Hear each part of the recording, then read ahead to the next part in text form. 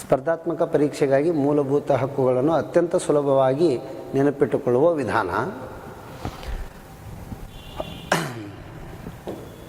First, ಮೂಲಭೂತ ಹಕ್ಕುಗಳು ಸಂವಿಧಾನದ ಯಾವ ಭಾಗದೊಳಗದಾವ ಅಂತ ಕೇಳ್ತಾರಂದ್ರೆ ಭಾಗ 3, 1, 2, 3.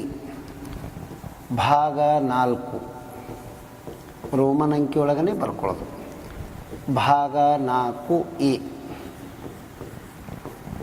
ಇದರದ್ದು ವಿಶೇಷತೆ ಏನು ಅಂದ್ರೆ, ಯಾವಾಗ ಸಂವಿಧಾನದಲ್ಲಿ ಹಿಂಗೆ ABC ಅಂಥೇಳಿ ಆ ನಂತರ ಒಂದು ಸಂಖ್ಯೆ ಅಥವಾ ಒಂದು ರೋಮನ್ ಅಂಕಿಯ ಮುಂದೆ ಬಂದಾವ ಅಂದ್ರೆ ಅವು ಒರಿಜಿನಲ್ ಸಂವಿಧಾನದಲ್ಲಿ ಇರಲಿಲ್ಲ ಅನ್ನಂಗೆ. ಹಾಗಾದರೆ ಇದರೊಳಗೆ ಸಂವಿಧಾನದಲ್ಲಿ ಮೂಲತಃ ಯಾವ ಭಾಗ ಇರಲಿಲ್ಲ ಅಂತ ಕೇಳಿದ್ರು ಅಂದ್ರೆ ಭಾಗ 4A. ಒಂದು ವೇಳೆ ಒರಿಜಿನಲ್ ಸಂವಿಧಾನದಾಗೆ ಇದ್ದು ಅಂದ್ರೆ ಅವಕ್ಕೆ ಕ್ರೊನಾಲಜಿಕಲ್ ನಂಬರ್ಸ್ಗಳನ್ನು ಕೊಟ್ಟುಬಿಡ್ತಿದ್ರು. ಇವು ಆಮ್ಯಾಗ ಸೇರ್ಪಡೆ ಮಾಡಿರುವುದರಿಂದ ABC ಅಂತೇಳಿ ಸೇರ್ಪಡೆಯಾಗಿರ್ತಾವೆ. ಇನ್ನು ಸಂವಿಧಾನದ ಭಾಗ 3 ಏನನ್ನು ಹೇಳುತ್ತದೆ ಅಂದರೆ ಫಂಡಮೆಂಟಲ್ ರೈಟ್ಸ್, ಮೂಲಭೂತ ಹಕ್ಕುಗಳನ್ನು ವಿವರಿಸುತ್ತದೆ. ಮೂಲಭೂತ ಹಕ್ಕುಗಳು ಅಂಥೇಳಿ ಮೂಲಭೂತ ಹಕ್ಕುಗಳನ್ನು ವಿವರಿಸುತ್ತದೆ. ಎರಡನೆಯದ್ದು ರಾಜ್ಯ ನಿರ್ದೇಶಕ ತತ್ವಗಳು, directive principles of state policy. ರಾಜ್ಯ ನಿರ್ದೇಶಕ ತತ್ವಗಳು. ಆಮ್ಯಾಗ ಏನಂತಂದ್ರೆ ಫಂಡಮೆಂಟಲ್ ಡ್ಯೂಟೀಸ್, ಮೂಲಭೂತ ಕರ್ತವ್ಯಗಳು. ಇವು ಹಕ್ಕುಗಳು, ಇವು ಕರ್ತವ್ಯಗಳು. ಇವು ಮೂರು ಥರದ್ದು ಡಿಫ್ರೆನ್ಸಿಯೇಟಿ ಏನದ ಅಂದ್ರೆ, ಸಂವಿಧಾನದ ಮೂಲಕ ನಮಗೆ ಯಾವ ಹಕ್ಕುಗಳು ಸಿಕ್ಕವ ಅನ್ನೋದು ಇದು ವಿವರಣೆ ಅದ. ಹಾಗಾಗಿ ರಾಜ್ಯಗಳು ಜನರಿಗಾಗಿ ಏನನ್ನು ಮಾಡುತ್ತವೆ, ಯಾವುದಾದರೂ ಕಾರ್ಯಕ್ರಮ ಯೋಜನೆಗಳು ಎಲ್ಲ ಇದರಾಗಲೇ ಬರ್ತಾವೆ. ನಾನು ದೇಶಕ್ಕಾಗಿ ಯಾವ ಕರ್ತವ್ಯ ನಿರ್ವಹಿಸಬಲ್ಲೆ ಅನ್ನೋದನ್ನು ಇದು ಹೇಳ್ತದೆ. ಇದು ನನಗಾಗಿ, ಇದು ಸರ್ಕಾರ ಜನರಿಗಾಗಿ, ಹಾಗಾದರೆ ನಾನು ದೇಶಕ್ಕಾಗಿ ಎನ್ನುವ ಅಂಶಗಳು ವಿವರಣೆ ಕೊಡ್ತಾವೆ. ಇವುಗಳಿಗೆ ವಿಧಿಗಳು ಎಷ್ಟು ತಗೋಬೇಕು ಅಂದ್ರೆ ನಾವು ಇಲ್ಲಿದಿಂದ ಸ್ಟಾರ್ಟ್ ಮಾಡೋದಂದ್ರೆ 12ರಿಂದ 35. ಇವು ಎಲ್ಲಿದಿಂದ ಅಂದ್ರೆ 36ರಿಂದ 51. ಹಾಗಾದರೆ ಇದು ಎಷ್ಟದಂದ್ರೆ 51A ಇಷ್ಟು ಹೇಳಬೇಕು. ಹಾಗಾದರೆ ಇಲ್ಲಿ ನಾವು ಏನಂದ್ರೆ 12ರಿಂದ 35 ಭಾಗ 3 ಆಯಿತು. ಭಾಗ 4 ರಾಜ್ಯ ನಿರ್ದೇಶಕ ತತ್ವ 36ರಿಂದ 51 ಆಯಿತು. ಹಾಗಾಗಿ ಏನಂದ್ರೆ ಭಾಗ 4A ಮೂಲಭೂತ ಕರ್ತವ್ಯ 51A. ಇವುಗಳನ್ನು ನಾವು USA United States of America ದೇಶದಿಂದ ಪಡೆದುಕೊಂಡಿದ್ದೇವೆ. ಇವುಗಳನ್ನು ನಾವು ಐರಿಷ್ ಅಥವಾ ಐರ್ಲ್ಯಾಂಡ್ ದೇಶದಿಂದ ಪಡೆದಿದ್ದೇವೆ. ಐರಿಷ್. ಹಾಗಾದರೆ ಇವುಗಳನ್ನು ನಾವು ರಷ್ಯಾ ಅನ್ಬಾರ್ದು, ಆವಾಗ USSR ಇತ್ತದು. ಇನ್ನೂ USSR ದೇಶದಿಂದ ಪಡೆದಿದ್ದೇವೆ. ಈಗ ರಷ್ಯಾ ಆಗ್ಯದ, ಮೊದಲು USSR. ಮೂಲಭೂತ ಹಕ್ಕುಗಳು ಒರಿಜಿನಲ್ ಎಷ್ಟಿದ್ದು ಸಂವಿಧಾನದಾಗ ಅಂದ್ರೆ 7 ಇದ್ದಾವೆ. ಈಗ ಎಷ್ಟು ಅಂದ್ರೆ 6 ಅನ್ನತ್ತೇವೆ ನಾವು. ರಾಜ್ಯ ನಿರ್ದೇಶಕ ತತ್ವಗಳು ಇವೇನಂದ್ರೆ ಕಾನೂನಿನ ಸಮ್ಮತಿ ಒಳಪಟ್ಟಿಲ್ಲ ಅಂದರೆ ನ್ಯಾಯಾಲಯದಲ್ಲಿ ಪ್ರಶ್ನೆ ಮಾಡಪ್ಲೇ ಇಲ್ಲ. ಇವುಗಳನ್ನು ನ್ಯಾಯಾಲಯದಲ್ಲಿ ಪ್ರಶ್ನಿಸಬಹುದು. ರಾಜ್ಯ ನಿರ್ದೇಶಕ ತತ್ವಗಳು ಆಯಾ ರಾಜ್ಯಗಳಿಗೆ ಬೇಕಾಗಿರುವ ಜನರಿಗೆ ಪೂರಕವಾದ ಯೋಜನೆಗಳನ್ನು ರೂಪಿಸಿರ್ತದೆ. ಎಕ್ಸಾಂಪಲ್, ತಮಿಳುನಾಡಿನಲ್ಲಿ BPL ಕಾರ್ಡ್ದವರಿಗೆ ಮನೆ ಕಟ್ಕೊಳ್ಳಲಿಕ್ಕೆ ಕಡಿಮೆ ದರದಲ್ಲಿ ಸಿಮೆಂಟ್ ಕೊಡ್ತಾರೆ. ನಮ್ಮಲ್ಲಿ ಕರ್ನಾಟಕದೊಳಗೆ ಭಾಗ್ಯಲಕ್ಷ್ಮಿ ಯೋಜನೆ ಅದ. ಅಂದ್ರೆ ಒಂದೊಂದು ರಾಜ್ಯದಾಗ ಒಂದೊಂದು ಆ ಪ್ರದೇಶಕ್ಕೆ ಬೇಕಾದಂಥ ಯೋಜನೆಗಳನ್ನು ರೂಪಿಸುವುದೇ ರಾಜ್ಯ ನಿರ್ದೇಶಕ. ಇವುಗಳಿಗೆ ನಾವು ಕಲ್ಯಾಣ ಕಾರ್ಯಕ್ರಮಗಳು ಅಂಥೇಳಿನೂ ಕರಿತೀವಿ ನಾವು. ಇವುಗಳನ್ನು ನ್ಯಾಯಾಲಯದಲ್ಲಿ ನಾವು ಪ್ರಶ್ನೆ ಮಾಡೋಕ್ಕೆ ಬರಲ್ಲ. ನೋಡಿರಿ, ತಮಿಳ್ನಾಡ್ದಾಗ ಸಿಮೆಂಟ್ ಕೊಡ್ಲಕತ್ತಾರ, ನಮಗೂ ಸಿಮೆಂಟ್ ಕೊಡು ಅಂತ ಹೇಳಿ ಕರ್ನಾಟಕದಾಗ ಮನೆ ಕಟ್ಕೋತೀವಿ ಅಂದ್ರೆ ಹಾಗಿರಲ್ಲ. ಆಯಾ ಪ್ರದೇಶಕ್ಕೆ ಬೇಕಾದಂತಹ ಯಾವುದರ ಕೊರತೆ ಇರ್ತದಲ್ಲ ಅವುಗಳನ್ನು ಯೋಜನೆಗಳ ಮೂಲಕ ಸರ್ಕಾರಗಳನ್ನು ಒದಗಿಸೋದು. ಇಲ್ಲಿ ನಮಗೆ ಐರಿಷ್ ದೇಶದಿಂದ ರಾಜ್ಯ ನಿರ್ದೇಶಕ ಇವುಗಳನ್ನು ನ್ಯಾಯಾಲಯದಲ್ಲಿ ಪ್ರಶ್ನೆ ಮಾಡುವುದಿಲ್ಲ, ಸಾಧ್ಯವಿಲ್ಲ, ಅಂದರೆ ನ್ಯಾಯಸಮ್ಮತವಲ್ಲ. ಇವು ಮೂಲಭೂತ ಕರ್ತವ್ಯಗಳು 51A USSRದಿಂದ ತೊಗೊಂಡಿದ್ದೇವೆ ಅಂದ್ರೆ PSI ಎಕ್ಸಾಮ್ ಕೇಳಿದ್ರು. USSR ಇದರ ವಿಸ್ತೃತ ರೂಪ ಏನು ಅಂತೇಳಿ ಇಲ್ಲಿ ನೋಡಿದಕ್ಕೆ ಭಾಳ ಸರಳ ಅನ್ನಿಸ್ತದೆ. ಎಕ್ಸಾಮ್ದಾಗ ಎಲ್ಲ ಆಪ್ಷನ್ಗಳು ಆಲ್ಮೋಸ್ಟ್ ಒಂದೇ ಥರ ಅನ್ನಿಸ್ತಾವೆ. USSR ಎಂದರೆ ಏನು ಅಂತಂದ್ರೆ ನೋಡಿ, ಇದನ್ನು ಸ್ಪಷ್ಟವಾಗಿ ನೆನಪಿಟ್ಕೋಬೇಕು ತಾವು. The union of Soviet socialist republic. USSR ಎನ್ನುವುದು the union of Soviet socialist republic ಅಂತೇಳಿ ಬರ್ತದೆ. ಇದನ್ನು ನಾವು ಅವಾಗ USSR ಅಂತಿದ್ದೆವು, ಈಗ ಏನಲ್ಲಕತ್ತಿದ್ದೀವಿ ಅಂದ್ರೆ ರಷ್ಯಾ ಅಂತೇಳಿ ಕರಿತೀವಿ. ಇನ್ನು ಇಲ್ಲಿ ಸ್ವಲ್ಪ ಅಬ್ಸರ್ವೇಷನ್ ಮಾಡಿ, ಮೂಲಭೂತ ಕರ್ತವ್ಯಗಳನ್ನು ಸೇರ್ಪಡೆ ಮಾಡಿದ್ದು ಎಷ್ಟನೇ ತಿದ್ದುಪಡಿಯ ಮೂಲಕ ಅಂತ ಕೇಳಿದ್ರು ಅಂದ್ರೆ ಸಂವಿಧಾನದ 42ನೇ ತಿದ್ದುಪಡಿಯ ಮೂಲಕ ಸೇರ್ಪಡೆಯಾಗಿವೆ. ಯಾವ ಇಯರ್ದಾಗ? 1976ದ್ದು. ಮೊದಲು ಎಷ್ಟು ಕರ್ತವ್ಯಗಳು ಸೇರ್ಪಡೆಗೊಂಡು? 10. ಈ ಸದ್ಯಕ್ಕೆ ಎಷ್ಟದವ? 11. ಅಂದ್ರೆ ಕರ್ತವ್ಯಗಳು ಒರಿಜಿನಲ್ 10 ಸೇರ್ಪಡೆಯಾಗಿದ್ದು, ಈಗ 11 ಅದಾವ. ಅಂದ್ರೆ 51A ಬ್ರೆಕೆಟ್ದಾಗ ಕೆ ಅಂದರೆ ಇಂಗ್ಲೀಷ್ ವರ್ಣಮಾಲೆಯಲ್ಲಿ 11ನೇ ಅಕ್ಷರ. ಅಂದ್ರೆ ಇದರ ಅರ್ಥ 6ರಿಂದ 14 ವರ್ಷದವರೆಗಿನ ಮಕ್ಕಳಿಗೆ ಏನಂದ್ರೆ ತಂದೆ ತಾಯಿಯಂದಿರು ಒಯ್ದು ಶಾಲೆಗೆ ಕಡ್ಡಾಯವಾಗಿ ಬಿಟ್ಟು ಬರೋದು ಅಥವಾ ಕಳಿಸ್ಕೊಡೋದು, ಅದು ಪೇರೆಂಟ್ಸ್ಗಳ ಕರ್ತವ್ಯ ಅಂದಂಗೆ. 42ನೇ ತಿದ್ದುಪಡಿ 1976 ಪ್ರಧಾನಿ ಇಂದಿರಾ ಗಾಂಧಿಯವರು ಇರ್ತಾರ, ಆವಾಗ ಭಾಗ 4A ಸೇರ್ಪಡೆ ಆಯಿತು. ಇದನ್ನು ಮೂಲಭೂತ ಕರ್ತವ್ಯಗಳು ಅಂತೇಳಿ ಕರಿತೀವಿ ನಾವು. 51AK ಅಂಥೇಳಿ ವಿಧಿಗಳದಾವ. ಅಂದ್ರೆ ಟೋಟಲ್ ಎಷ್ಟು ಕರ್ತವ್ಯಗಳದಾವ ಅಂದ್ರೆ 11. ಒರಿಜಿನಲ್ ಎಷ್ಟಿದ್ದು ಅಂದ್ರೆ 6. ಇದರ ಕುರಿತು ವರದಿ ನೀಡಿದವು ಆಯೋಗ ಯಾವುದು? ಸ್ವರ್ಣ ಸಿಂಗ್ ಆಯೋಗ. ಇದು ಈ ರೀತಿ ಕಂಪ್ಯಾರಿಸನ್ ಮಾಡಿಕೊಂಡು ಓದೋದರ ಸುಲಭವಾಗಿ ನೆನಪುಳಿತಾವೆ. ಭಾಗ 3, ಭಾಗ 4, ಭಾಗ 4A ಮೂಲಭೂತ ಹಕ್ಕು, ರಾಜ್ಯ ನಿರ್ದೇಶಕ ತತ್ವ, ಮೂಲಭೂತ ಕರ್ತವ್ಯ. 12ರಿಂದ 35, 36ರಿಂದ 51, 51AK ಇವುಗಳನ್ನು ಮೂಲಭೂತ ಹಕ್ಕುಗಳನ್ನು ಅಮೇರಿಕಾದಿಂದ, ರಾಜ್ಯ ನಿರ್ದೇಶಕ ಐರಿಷದಿಂದ, ಮೂಲಭೂತ ಕರ್ತವ್ಯಗಳನ್ನು USSR. USSR ಎಂದರೆ ಏನಂದರೆ union Soviet socialist republic. USA ಅಂದರೆ ಯುನೈಟೆಡ್ ಸ್ಟೇಟ್ಸ್ ಆಫ್ ಅಮೇರಿಕಾ. ಮೊದಲ ಕರ್ತವ್ಯ ಎಷ್ಟಿದ್ದು? 7 ಇದ್ದು, ಈಗ ಎಷ್ಟದಾವ? 6 ಅದಾವ. ಇವುಗಳನ್ನು ನ್ಯಾಯಾಲಯದಲ್ಲಿ ಪ್ರಶ್ನಿಸಲು ಸಾಧ್ಯವಿಲ್ಲ. ಇವುಗಳನ್ನು ಏನಂದ್ರೆ ಕಲ್ಯಾಣದ ಕಾರ್ಯಕ್ರಮಗಳು ಅಂತೇಳಿ ಕರಿತೀವಿ ನಾವು.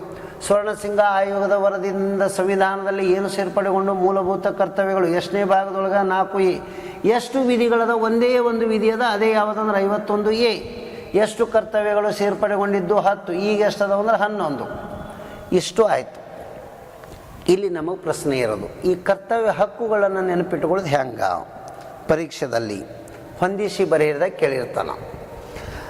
ಫಸ್ಟ್ ಇಲ್ಲಿ ನಮಗೆ ಕನ್ನಡ ಮೀಡಿಯಮ್ದೊಳಗೆ ಯಾವ ರೀತಿ ಇರ್ತದ ಅಂದ್ರೆ ಟೋಟಲ್ 1 2 3 4 5 6 7 ಒರಿಜಿನಲ್ 7 ಇದ್ದು. ಹಾಗಾದರೆ ಏನಂದ್ರೆ ಮೂಲಭೂತ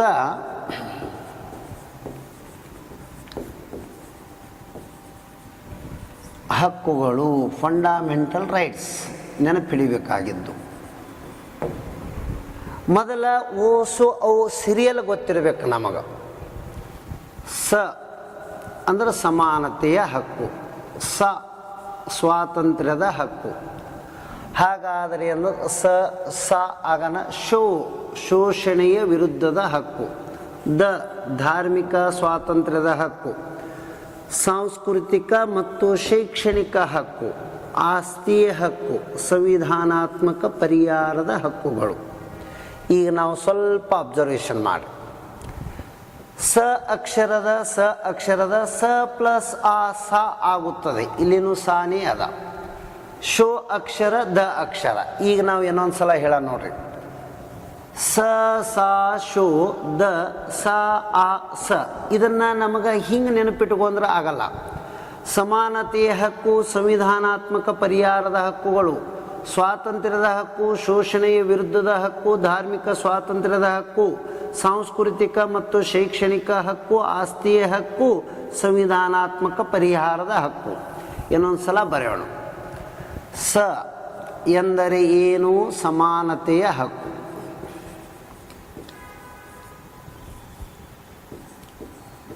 ಹಕ್ಕುಗಳು ಅಂಥೇಳಿ ಅಂದಂಗ. ಹಾಗಾದರೆ ಎರಡನೆಯದು ಆಗನ ಯಾವುದು ಅಂದ್ರೆ ಸ್ವಾತಂತ್ರ್ಯದ ಹಕ್ಕು.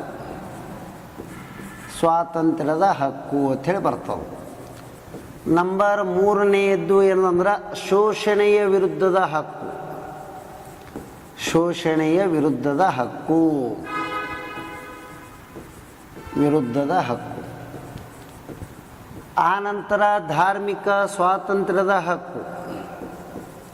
ಧಾರ್ಮಿಕ ಸ್ವಾತಂತ್ರ್ಯದ ಹಕ್ಕು. ಹಕ್ಕು ಅಂತೇಳಿ ಹೇಳಬೇಕು. ನೆಕ್ಸ್ಟ್ ನೋಡಿ, ಶೋ ದ. ನೆಕ್ಸ್ಟ್ ಬರೋದೇ ಇನ್ನು ಇಲ್ಲಿದಿಂದ ಮತ್ತೆ ಏನಂದ್ರೆ ಇವುದು ಹಿಂಗೆ ಬರದೇ ಬೇಡ. ಮೊದಲ ಸಾಂಸ್ಕೃತಿಕ ಮತ್ತು ಶೈಕ್ಷಣಿಕ ಹಕ್ಕು. ಶೈಕ್ಷಣಿಕ ಹಕ್ಕು.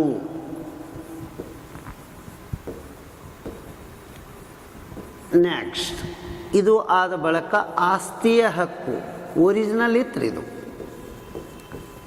ನೆಕ್ಸ್ಟ್ ಸಂವಿಧಾನಾತ್ಮಕ ಪರಿಹಾರದ ಹಕ್ಕು,